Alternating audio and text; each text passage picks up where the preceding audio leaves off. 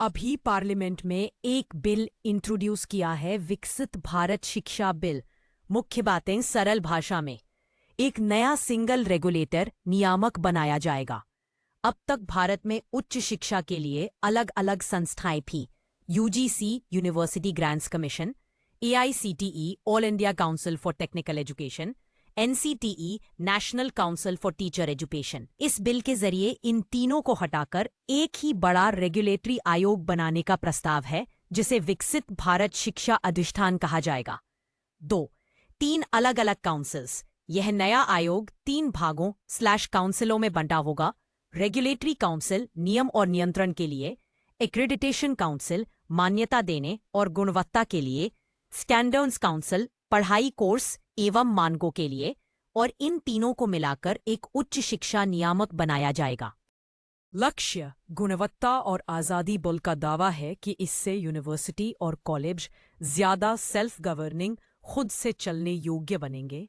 Graded autonomy मिलेगा, बढ़िया संस्थाओं को ज्यादा आज़ादी, पढ़ाई के मानक और एक्रेडिटेशन सिस्टम पारदर्शी होंगे, बाहरी निरीक्षण कम हो जाएंगे और आत्म घोषणा सेल्फ डिस्क्लोजर बढ़ेगी।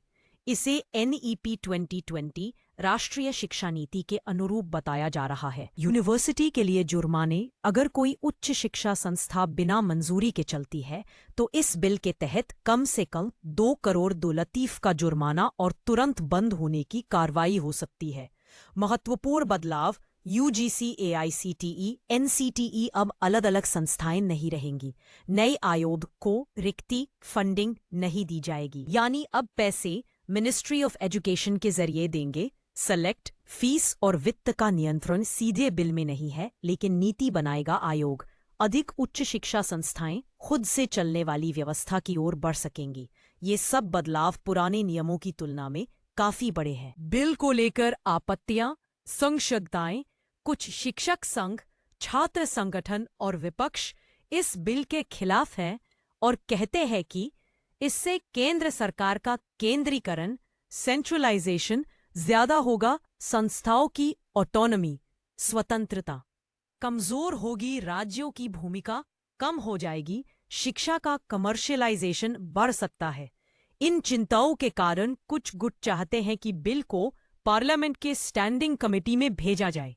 संक्षेप में, यह बिल भारत में उच्च शिक्षा व्यवस्था को एकीकृत, पारदर्शी और विश्व स्तरीय बनाने का प्रयास करता है, लेकिन इसके साथ विवाद भी है, खासकर केंद्रीय नियंत्रण और संस्थागत स्वायत्तता को लेकर।